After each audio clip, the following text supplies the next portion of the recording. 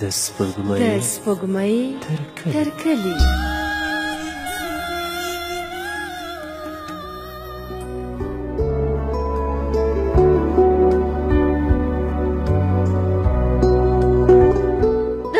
تر کلي خپرونې قدرمنو دوستانو تور منی ژورنال وروستۍ برخه اورئ.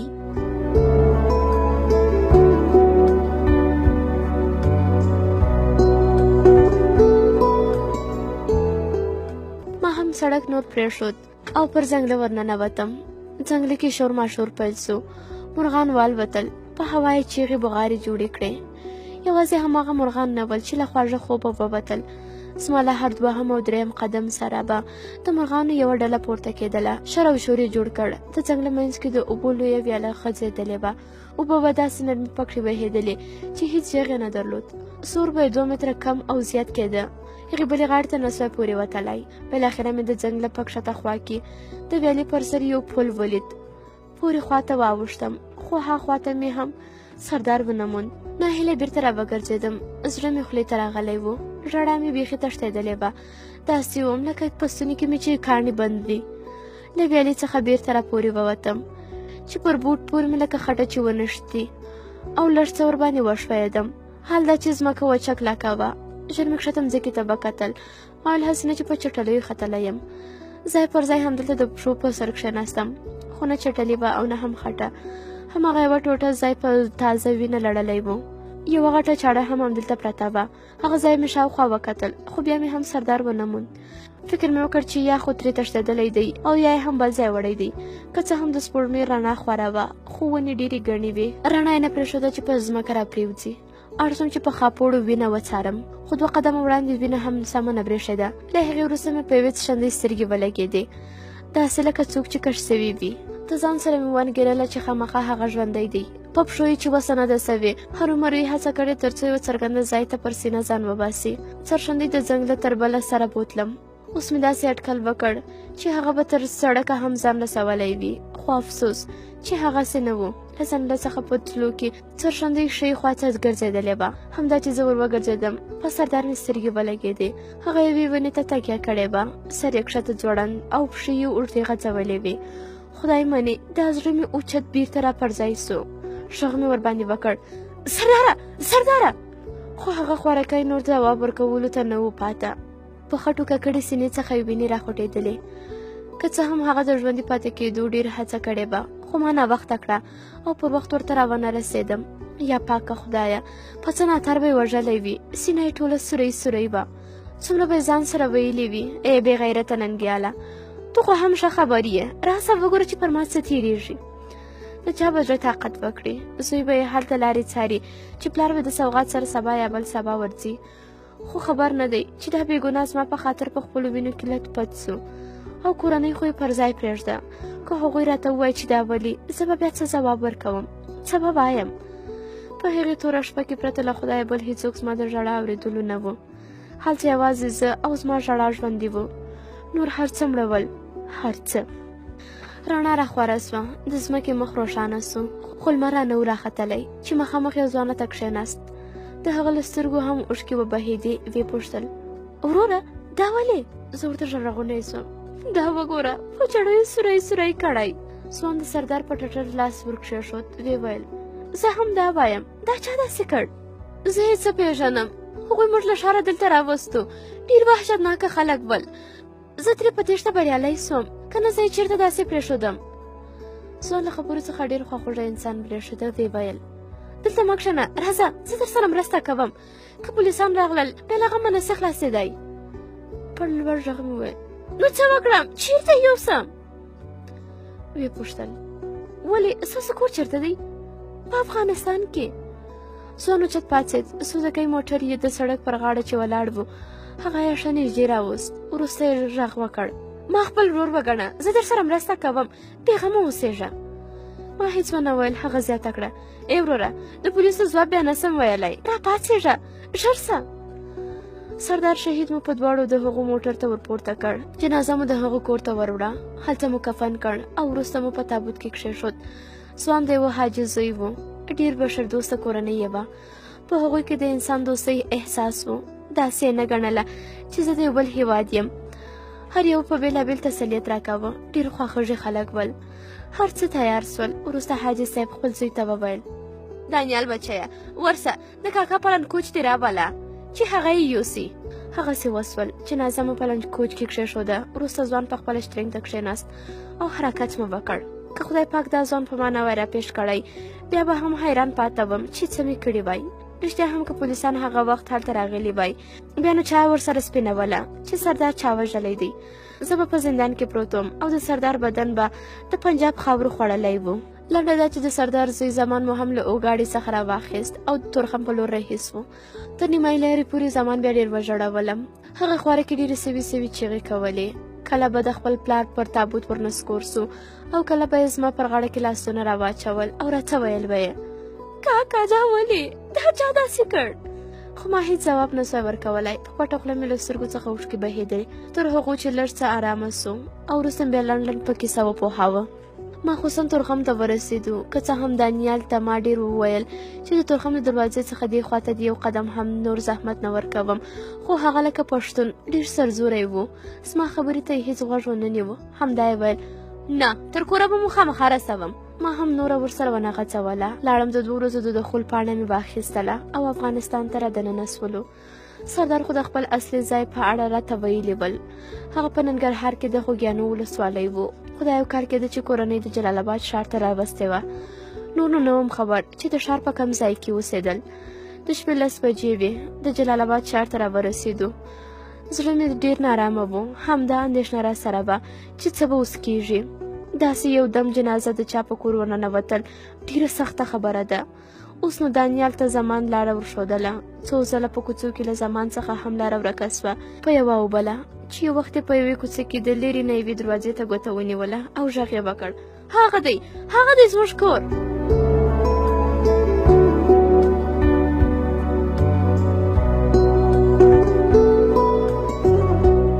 باور دې وسه ټول بدن مې په رېږدېدو سو. حیران پاته سوم چې کورنۍ ته به یې اوس څه وایم. ډېر ووېرېدم. د سردار جنازه مو د کور په وره ورننویسته. د هغه کور چوپتیا په داسې غږونو بدله سوه چې پر هغې ټولې سیمې یې ویر ګډ کړ. داسې څوک نه و چې هغه وخت یې د هغوی په کړس ژړا ته طاقت کړی وای. یوه له غم او درده ډکه شپه جوړه سوه. له هرې خوا څخه خلک رامات سول. کوڅه خلکو پر سر واخیسته. هر چا سره هماغه پوښتنه وه: دا چا وژلی؟ ولې؟ په څه خبره باندې؟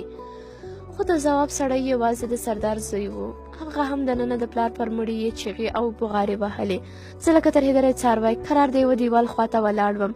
هیچا نه پېژندم او نه هم ما د چا سره په دې اړه خواله کول.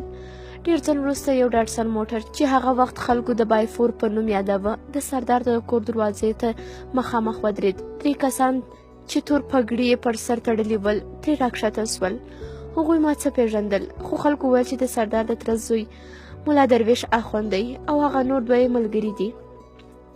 یوازې ملا درویش اخوند دننه کور ته ورننوت او انډیوالان یې هم دلته د خلکو سره په خبرو بوخت سول. زه چې له ډېره وخته ولاړ وم، هسې هم ډېر ستړی سوی وم. اوس مې بیخي پښې ښخې سوې. همدلته مې ځای پر ځای دیوال ته ډډه ووهله. کښېناستم. شاوخوا 15 دقیقې به وتلې وې چې ملا درویش په منډه له دروازې راووت. غږ یې وکړ: سردار له پاکستانه چا راوړ؟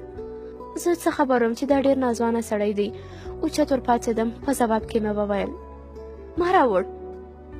له همدې سره یې تومانچه راته ونیوله، خو دا ښه و چې انډیوالان یې په څنګ کې ورسره ولاړ وو. هغه لاس ور واچوه او د تومانچې خوله یې د ځمکې خواته ټیټه کړه. کنه له نامه پورته یې غلبېلولم. پر سر د هغې هم دلته ځای پر ځای پرېوتم.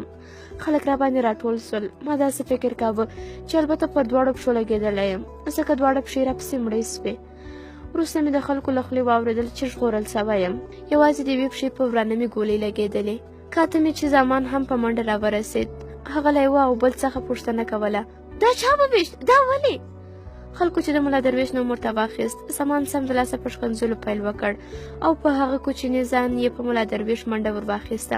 متل دی چې د هلک تر منډې زده او تر پروته نه. دا رښتیا هم. لومړی یې زه په هغه نامرده پر ځمکه رانسکور کړم او اوس دا دی په 2 ورته ودرېد چې ولې یې زه وویشتم. خو بیا هم هماغسې لکه پلار چې یې له غیرته ډک و، زوی یې هم په هلکتوب کې چې لا د 14 کلونو و. د انډیوالۍ او میلمه پالنې پاس یې درلود. هغه د خپل پلار مړی په کور کې هماغسې پرېښود او زما سره روغتون ته ولاړ. د شپې 11 بجې وې چې زه را په حال سوم. زمان پوره 2 ساعت را سره تیر کړي وو. کله چې زه په هوښ ولیدم په شونډو کې مسکی او له سترګو یې اوښکې را روانې سوې. ویې ویل کاکا ما وبخښه، ټوله ګناه زما ده. نه زمانه، دا هر څه د خدای له لوري دي. نه کاکا زه رښتیا وایم، ما که هغه ستا کیسه نه وای کړې هغه به څه نه وي ویشتلی. هغه ډېر بد انسان دی. ما په اوږه لاس ورکښېښود، ورته ومې ویل نه زمانه، ټوله ګناه زما ده چې زه بیا هم مړ نه سوم. زه باید مړ وای، زه باید تر سرداره مخکې له مړ وای. زمان ژړغونی سو. خدای دې نه کړي داسې مه وایه. ما هم له ژړا نه سترګې راډکې سوې. دواړو ښه ژړل. وروسته زمان په ژړا وویل کاکا ته باید بیرته پاکستان ته ولاړ سې. دا ډاکټران ستا علاج نسي کولی، نه چې پښه دې پرېږدي. د زمان هوښیارۍ ته بیخي حیران پاته سوم. د پلار مړی په کور کې پروت و او د سره دلته زما د پښې غم و. وروسته له خپلو جیبونو څخه پیسې راویستلې او شونډې وخوځېدې. ها کاکا دا پیسې دې واخله، زه به نور درنه لاړ سم. زه پوه سوم چې د بېهوشۍ پر مهال یې راڅخه ایستلې وې. ټولې پیسې مې بېرته ورته ونیولې. په غوسه سوم ورته واخله بې عقله، دا ټولې ستا د پلار پیسې دي، هسې مې هم ټولې تا ته درکولې. د هغه پر سرو بارخوګانو بیا اوښکې راماتې سوې.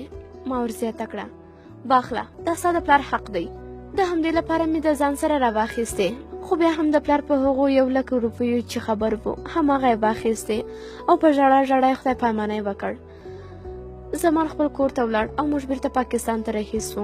دا هر څه خو په تقدیر کې لیکلي وو، خو نه به مې د زمان همت او غیرت هیر سي او نه هم د سردار مرګ. څومره چې زه د سردار مرګ ودردولم، که خو په ټول ژوند کې دردېدلی یم. د هغه سوری سوری سینه او هغې ونې ته یې ناست دی. ډېره سخته شیبه وه، خو بیا هم پر ما هیڅ ونه سول. هغه وخت را باندې تیر سو چې سردار مې په هغسې تریخ حالت کې وموند. څه وی اوږدوم. 2 اونۍ وروسته مې په مایو روغتون کې د لکړو سره پښه پر ځمکه کښېښودله. اوس نو دانیال کورنۍ زما کورنۍ ګرځېدلې وه. هغوی به زه ډېر نازولم. هره ورځ به زما پوښتنې ته راتلل.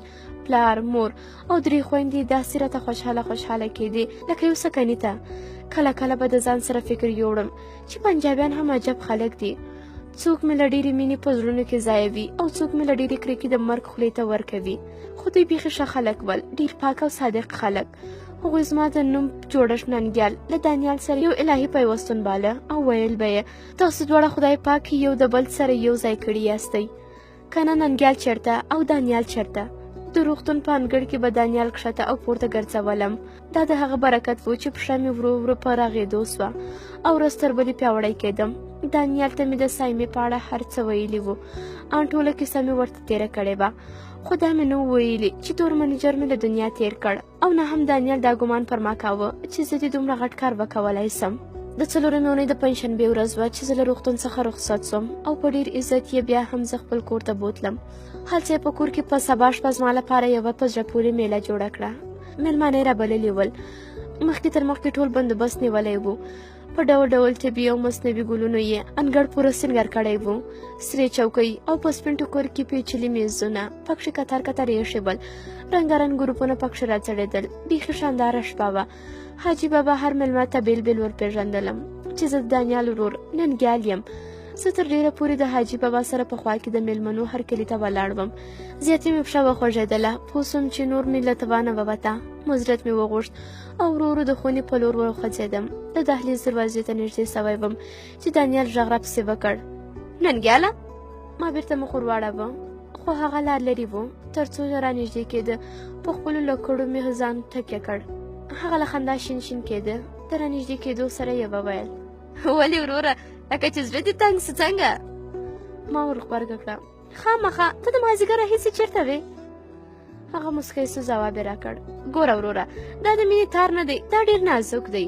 زه خو پخپله ډېر احتیاط کوم. ما هیڅ ونه ول. هغه زیاته کړه دا هم ښه نه ده چې زما ورېندار پخپله کوژده کې نه وي. ما بې اختیاره سترګې پرې وربرګې کړې، خو سمدستي یې بخښنه راڅخه وغوښتله او په خندا یې راته وویل ټوکه کوم، راځه ورپسې بابا دې غواړي. مګر زه هم دا اوس ترې راغلم.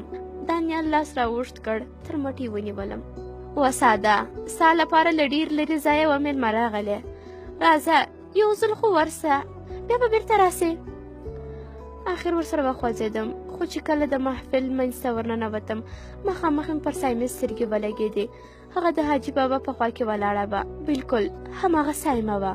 نور زه همدلته په خپل ځای کې وچ کلک پاته سوم. دانیال ته مې کتل، هغه سر په یوه خوا کوږ کړ. ویې ویل هو وروره، ما دا هوډ کړی و چې زه به تاسو دواړه هرومرو نن سره یو ځای کوم. ته زما ورور یې او د ورور لپاره ډېر څه کول پکار دي. دا وخت حاجي بابا او سایمه د سترګو وړاندې راته ودرېدل. حاجي بابا غږ وکړ، زویه ولې ګورې؟ بیا یې سایمې ته ګوته ونیوله او زیاته یې کړه، دا مېلمانه لکه چې در باندې ښه ونه لګېده. زما چې له ډېرې خوښۍ څخه په ستوني کې غږ بند سوی و، بیا مې هم هېڅ ونه سوی ویلی. د دانیال اخلاص ته فکر وړی وم. هغه چې پرون یې په روغتون کې د سایمې د کور پته راڅخه واخیستله. ما ویل ځه، خو دواړه به یوه ورځ سره یو ځای ورسو. خبر نه وم چې دوی دومره تیاری نیولی دی او سایمه به تر دې ځایه راولي. دا وخت د سایمې له سترګو څخه اوښکې راماتې سوې، بې اختیاره زما غېږې ته راجوخته سوه او په لویو کومې یې په ژړا پیل وکړ. زما نو چېرته زړه د تیږې و، زه هم ډېر دردېدلی وم. اوښکې مې بې باکه سوې او هماغسې مې پرېښودې چې مړې مړې وبهېږي. د ټولو مېلمنو سترګې زموږ دواړو ته راپاته وې. په هغو ټولو باندې د خفګان پرده راخوره سوې وه. ان ځینې راته ژړل هم، خو وروسته چې حاجي بابا حاضر مجلس زما او د سایمې د کوژدې نوم ورکړ، یو ځل بیا د مېلمنو پر شونډو خندا راخوره سوه. لاسونه یې ښه په کړس وپړکل او د ټول محفل رنګ او خوند یې بېرته را پر ځای کړ. هماغه و چې بیا مو 3 نیمې میاشتې وروسته د زمان په ګډون واده هم د حاجي بابا په کور کې وکړ. الله دې حاجي بابا او د هغه کورنۍ تل خوشحاله لري.